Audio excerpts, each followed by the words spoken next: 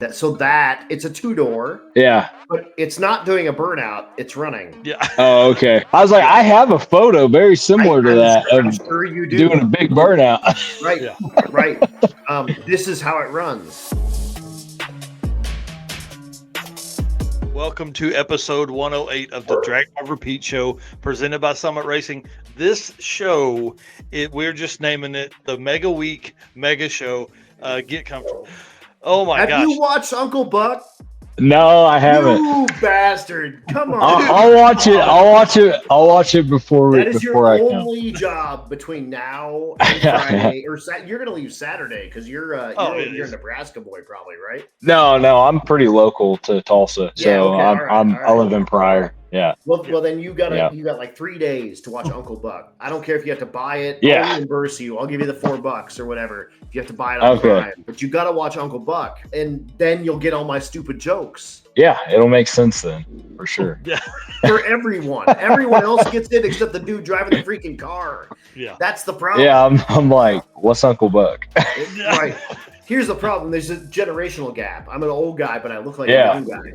You're a young guy, but you look like an old guy. And rude. Here we are. No, it's good. I mean, ever since I was young, everyone's, going bald in high school. Everybody's like, how old are you? And I'm like, whenever I first started teaching, I was 23 and everyone thought I was like 35. Now I lost weight and I shaved my beard off one time and the kids are like, who are you? They thought I was some high school kid. It was hilarious. Right. But yeah. Wayne Baker did that to me, by the way. He's got that rusty old Nova. He showed up to my wedding reception shaved. Nothing. Yeah. Wayne Baker typically has like a big old, and I didn't recognize him. I felt like such an asshole. So we're going through all of our cards, and dude left me a $75 check, and I'm like, that's awesome. When the hell was Wayne Baker there? And turns out he shaved. Anyway, that's funny. Dude. So tell us, because I'm just gonna jump in here, Mike. Yeah. You can just take a break. Dude, have it. Tell us about the Yacht One, dude. Yeah. So, do you want kind of like everything. background on the car? No, okay. go So Yacht One was my great grandparents bought it brand new. Whenever I was in high school, my grandma and grandpa got it when my grandma passed away because she drove that thing everywhere. Real quick, for folks, what the hell is it? Yeah, there it is. Yeah, sorry, my bad. It's a 1972 Ford LTD. It's full body, full glass, full interior car. I just got the cage certed this weekend, but it's got an 850 cage in it, and all that kind of stuff. I've been eighth in it. The goal for it is if I can get it all together, everything's there for it to do it. It's just if the track's there and that kind of deal. But if I can do it, I'm gonna try to run an 8-second average this week. Boy. Yeah. We'll see. But I was real close last time. I ran nines, low nines all week at Rocky Mountain. You'll be fine. So he said, "Bye, skanks." Absolutely. So that thing, and what's it weigh? Low nines on race week, and you completed. What's that crap weigh? 4,500 pounds. Dude. Yeah. So 4,500 pounds. I have no clue with the trailer. Before last year's Rocky Mountain, I'd never done a national event. I've done a lot of the local stuff. I did the circuit. The first time I did the circuit, I blew up my brand new engine. That sucked. Oh, and it wasn't just like a little bit. Yeah, it was like it got to the like 100-foot mark and just shut off. And I'm like, it literally looked like you took a plasma torch and just torched the piston like a full-blown nitrous failure, but it's a turbo car. It was a bad deal. Did it lose the injector? Is that what you said? No. So it had an aftermarket reluctor wheel from the crankshaft, and it had we found this out later, but it had a small gap that was too much between the two pieces on the 24X wheel. So it was actually 40 degrees or 27 degrees advanced from what it should be. So on 0 was 27 and 15 was not 27. Yeah, so 20 was 50, 20 pounds was 50 degrees. So you're like, we're really safe. Yeah, I'm like, this thing is super safe to go, And I was like, man, why is this thing so hot? Up. It's weird. Yeah, well, why is it so hard to start? This makes no sense, So, no matter what I did, I was like, I was scratching my brain. I asked so many people for help on that deal. I was like, we can't figure it out. And then they just let go. But anyway, so yeah, I built the original 400 back so I got the thing whenever I graduated high school. My grandpa passed away, and I picked it up from my grandma because she was going to sell it. She needed money. I was like, hey, I want that. Me and grandpa were talking about getting it running. And she's like, all right. So, and then I just, while I was working and going to college, I built the original engine.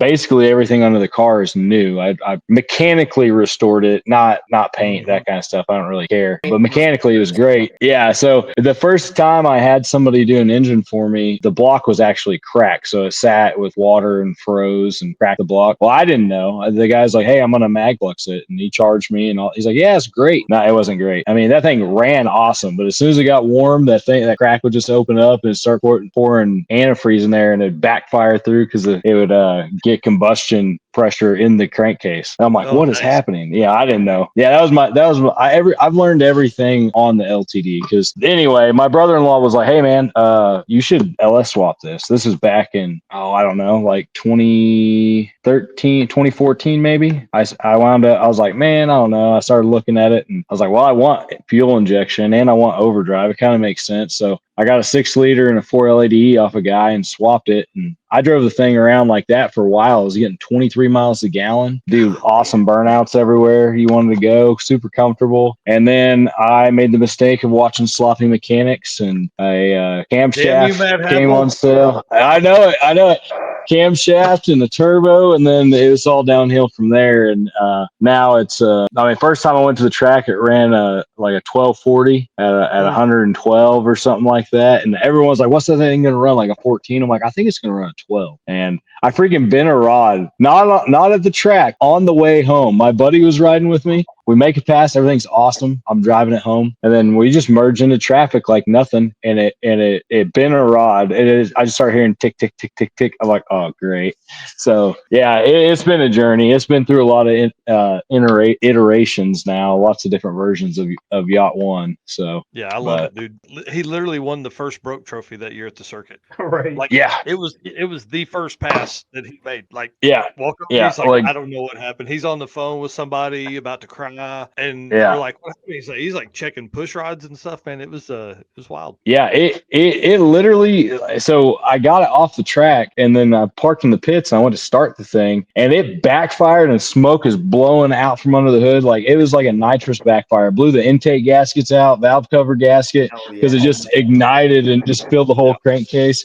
And like I was fully strapped in, going back up to make another pass, and the dude next to me comes running over with an extinguisher, trying to open the hood. I'm trying to rip it. It was bad.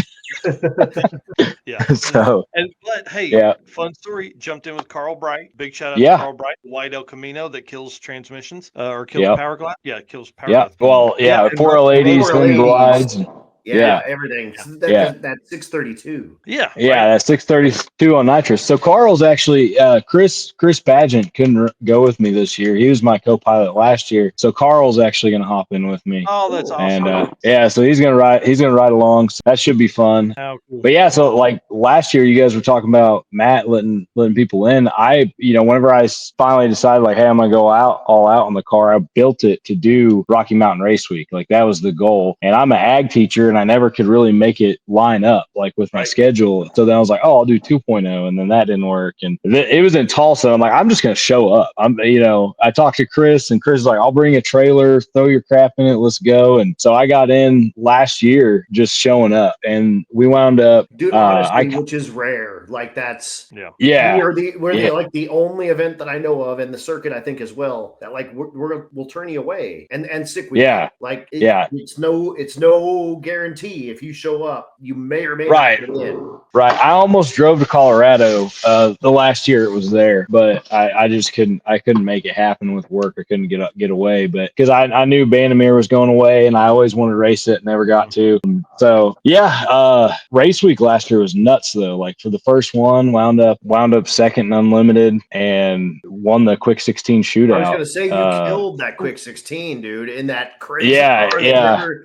People think run 12s. Yeah, I know it. And I mean, day one, we couldn't figure out, or I couldn't figure out. Chris was, I'm sure, getting pissed off with me. Like I'm such a analytical guy, like problem solving. I'm like, well, I could do this or this, and I just kind of had paralysis of what class I'm going to be in. And I'm like, I'm just going to do unlimited. Screw it. And it worked out. And man, we made it to Texas, and the fans went out. This guy in I think it was a 50 Chevy. I forget their names. They happened to pull off. We were 20 miles from Force Performance. This thing like flawless the whole way there. And all of a sudden I look down, this is right after Goldstone like ripped the oil pan off of his car. And like so like we're looking for that pothole. I'm like, oh, there it is, and then right after that you make the turn, and I turn, and that thing was like nuclear hot. I'm like, what the hell? I pull over, and no fan. So the fan died. So I'm like, crap, and it was like I did everything, on the cheapest possible, like trying to use stock parts and stuff. So it was like a Ford Taurus fan or whatever, running it on high.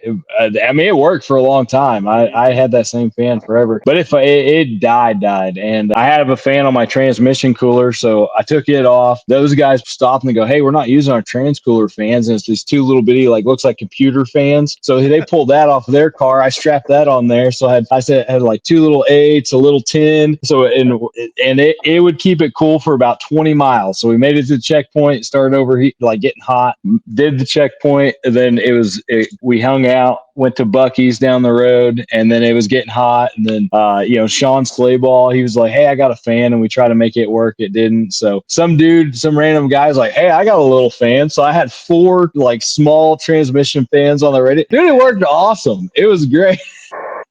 And we made it the rest of the way to Summit, and bought a custom fit one. And me and Chris, it wouldn't fit because my turbo stuff is all right there between the radiator and the engine. So we took just a cutoff wheel and cutting the shroud up, made it fit in the parking lot. And then we show up to Texas late, right? So we get to Texas a little late. They're on the second round, and they're at Ennis, and that's where I've run my fastest pass, my 8 pass. I did that at Coder in the heavyweight deal, and we get everything changed over. I'm like, all right, we're gonna make it. I lay under the car, do a shock adjustment, and I just look, and I'm like, oh my gosh. So the whole time driving, you make a swooping curve. This thing would start making noise, like grinding. And I'm like, this thing's never rubbed. Maybe it's just a trailer. Well, what it was the lower control arm was tacoed. So here's one of them. I don't know if you can see that, but this one's not as bad, right? Oh. So yeah, it mistakenly in the dark got jacked up by the lower control arms.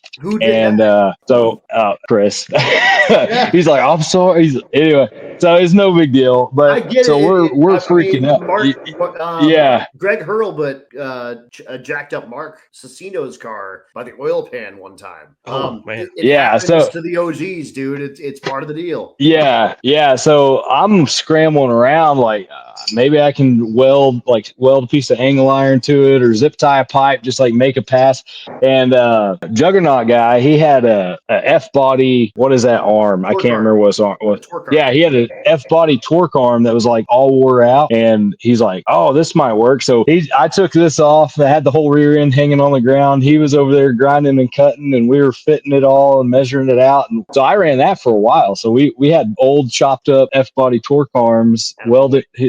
He cut off of my ends and welded them on, and that's what we ran. Yeah, and with the mad thrash on the fan, and then the arms, and then I was like, all right, I'm gonna have to one and done this thing. I go up there, I'm sitting on the brake, I'm like, man, this sounds spicy, and I let go of the button, and that thing was just starts screaming. It was picking the tires up, and then it just shuts off, shoots flames across the deal. I'm like, oh my gosh.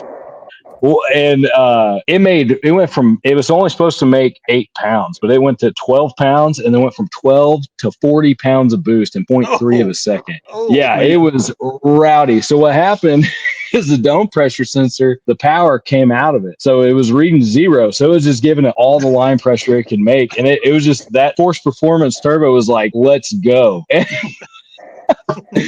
So I had to use my fast pass to go make a pass, and I wound up running like a 9.1 or 9.0 or something like that after I figured out that was the problem, man. And then from there, where'd we go? Did we go to Thunder Valley after that? I think so. I can't I think remember. so. Oh, it was so hot. Chris got sick from the heat. Well, I did a one and done at Oklahoma City, and we go to leave, and the front end felt funny, and I'm like, what is going on? I hop out, and someone was talking to me, and I had my wheels turned. I just happened to look, a belt broke in my front runner, so the wheel was like that, and I was like, oh, great. So I call Carl. I'm like, hey, do you have any like 28-inch tall tires? Nobody's open. Like nobody had. I was trying to find a front runner. Nobody had one. So I have 29s or 29.9-inch diameter tires I drive on the highway in the back. We wound up throwing that on the front and then put my drag radials on the back and drove all the way to Mocan. And we wound up pulling an all-nighter getting to Mocan from Thunder Valley. That was awful. And the funniest thing ever. You guys know Sean Slayball, and he has that gorgeous Pontiac Firebird. You know what I'm talking about? Oh, yeah.